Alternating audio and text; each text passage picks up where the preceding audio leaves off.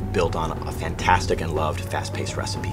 It's got the fantastic multiplayer gameplay that our fans expect, a rich new universe, a solo campaign, and a phenomenally exciting new mechanic in the game called Build and Battle, a system that allows players to build structures dynamically on the fly and make the battlefield play the way they want to play at that time. Starhawk was loved around the world by all of our fans. It was really built on a fast-paced, multi-dimensional gameplay over really broad landscapes. We wanted to go one step further. We really felt that the opportunity was great to make a brand new standout approach to the shooter genre, and that's what led us to Starhawk.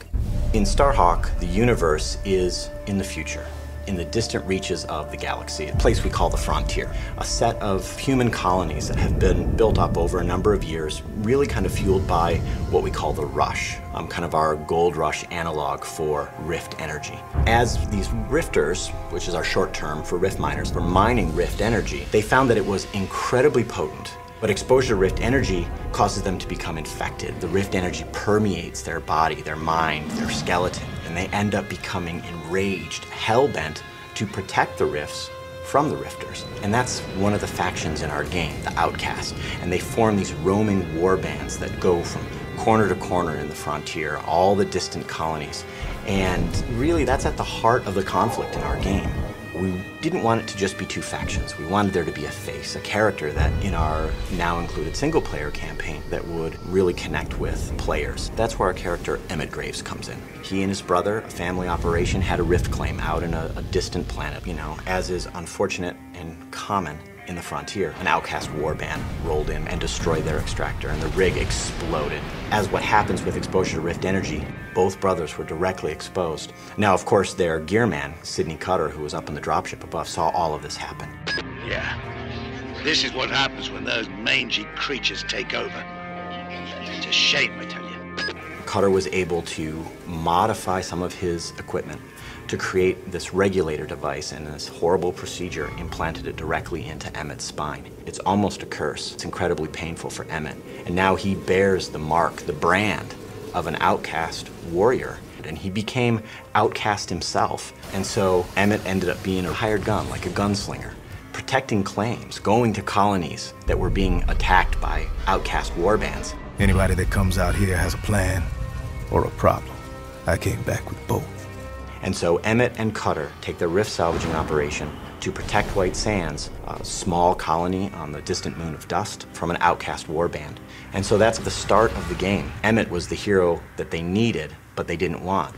And not only is that conflict at the core of the game's story and fiction and universe, but it's actually core to our exciting new system in the game called Build and Battle. We decided to say, all right, what if the battlefield was just the landscape? A beautifully rendered canvas onto which the player could customize in a fast, violent, brutal way that matches the gameplay that they expected from Warhawk. And that's what Build and Battle is.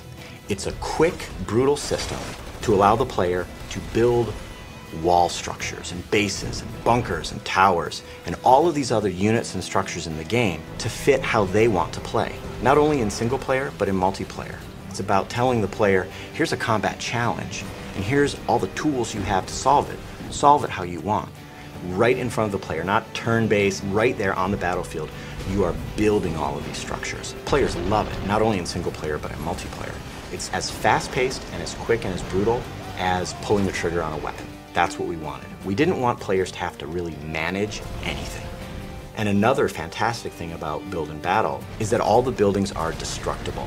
And the firefights evolve from there. Buildings are destroyed, buildings are rebuilt. That freedom, that potential gameplay takes the great multiplayer recipe we had from Warhawk and just extends it. Starhawk is the spiritual successor to Warhawk, but it's the Build and Battle system which really sweetens up the whole game. The team and I are just crazy proud of it. It not only gives you a fantastic, infinitely replayable solo experience, but the changes that it does to the online multiplayer experience is remarkable. And I think players are not going to expect that, but once they get it, they'll want it all the time.